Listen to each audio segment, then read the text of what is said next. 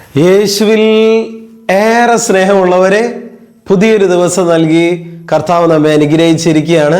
നല്ല ഈശോയ്ക്ക് നമുക്ക് നന്ദി പറയാം. ഇന്നേ ദിനം നാം ധ്യാനിക്കുന്നത്, ചിന്തിക്കുന്നത് നമ്മുടെ കണ്ണുനീര് കാണുന്ന, നമ്മുടെ നിലവിളി കേൾക്കുന്ന ദൈവത്തെക്കുറിച്ചാണ്. പുറപ്പാട് പുസ്തകത്തിൽ നമ്മൾ കാണുന്നുണ്ട്, ഇസ്രായേൽ ജനത്തിൻ്റെ കണ്ണുനീരും നിലവിളിയും രോദനവും കേട്ടിട്ടാണ് ഇസ്രായേൽ ജനത്തെ ഈജിപ്തിൽ നിന്ന് കർത്താവ് രക്ഷിക്കുന്നത്. ഒരു ജനം കരയുമ്പോൾ ദൈവത്തിന് അവരുടെ മേൽ അനുകമ്പ തോന്നുകയാണ്. കരയുന്ന ഒരു മകനെ കാണുമ്പോൾ, ഒരു മകളെ കാണുമ്പോൾ യേശുവിന് അനുകമ്പയാണ്. ഇസ്രായേൽ ജനത്തെ നയിക്കാനായിട്ട് അപ്പോൾ ദൈവം മോശയെ അയക്കുകയാണ്. പ്രിയപ്പെട്ട മകനെ, മകളെ, നീ കരയുമ്പോൾ, കണ്ണീരൊഴുക്കുമ്പോൾ, സങ്കടപ്പെടുമ്പോഴൊക്കെ നിന്നെ രക്ഷിക്കാനായിട്ട് ദൈവം ഒരു ദൂതനെ അയക്കും. സുവിശേഷത്തിൽ നമ്മൾ കാണുന്നുണ്ട്, ഒരു ജനത്തെ കണ്ട് കർത്താവിൻ്റെ വചനം പറയുകയാണ്, ആ ജനം ഇടയനില്ലാത്ത ആടുകളെ പോലെ പരിഭ്രാന്തരാണ് എന്ന് പറയുകയാണ്. ആ ജനത്തെ കണ്ടപ്പോൾ ഈശോയ്ക്ക് അനുകമ്പ തോന്നുകയാണ്.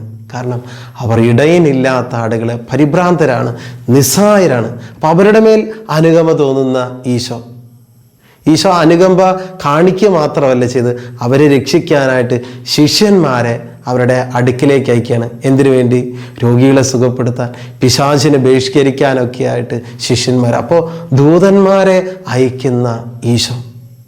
സങ്കീർത്തന പുസ്തകം 56:8 നമ്മൾ കാണും, എൻ്റെ അലച്ചിലുകൾ അവിടുന്ന് എണ്ണിയിട്ടുണ്ട്, എൻ്റെ കണ്ണീർ കണങ്ങൾ അങ്ങ് കുപ്പിയിൽ ശേഖരിച്ചിട്ടുണ്ട്. ഇപ്പോൾ പ്രിയപ്പെട്ടവരെ, നമ്മൾ ഒഴുക്കുന്ന കണ്ണുനീരും നമ്മുടെ അലച്ചിലുകളും എല്ലാം അറിയുന്നവനാണ് നമ്മുടെ കർത്താവ്.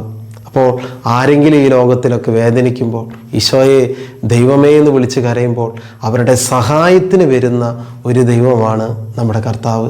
ഈ ഒരു ബോധ്യത്തോടെ നമുക്ക് ജീവിക്കാം.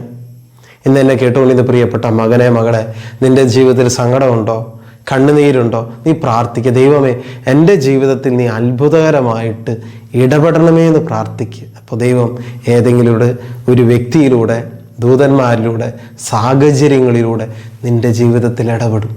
കൃപയ്ക്ക് വേണ്ടി പ്രാർത്ഥിക്കാം. നല്ല ഈശോയെ, ഈ സന്ദേശം കേട്ടുകൊണ്ടിരിക്കുന്ന ഓരോ മക്കളെയും ആശീർവദിച്ച് അനുഗ്രഹിക്കണമേ എന്ന് പ്രാർത്ഥിക്കുന്നു. കണ്ണുനീര് കാണുന്ന ദൈവമേ, ഇപ്പോൾ വലിയ കണ്ണുനീരിലായിരിക്കുന്ന, സങ്കടങ്ങളിലായിരിക്കുന്ന മക്കളെ സമർപ്പിച്ച് പ്രാർത്ഥിക്കുന്നു. കർത്താവെ ആശ്വസിപ്പിക്കണമേ, അവരെ ധൈര്യപ്പെടുത്തണമേ എന്ന് പ്രാർത്ഥിക്കുന്നു. കർത്താവ് അങ്ങയുടെ ദൂതന്മാരയച്ച് അവരെ ശക്തിപ്പെടുത്തണമേ എന്ന് പ്രാർത്ഥിക്കുന്നു. യേശുവിൻ്റെ അധികാരമുള്ള നാമത്തിൽ അതിനായി ഇവരെ ഞാൻ ആശീർവദിച്ച് അനുഗ്രഹിക്കുന്നു, ഇപ്പോഴും എപ്പോഴും എന്നേക്കും. ആമേൻ.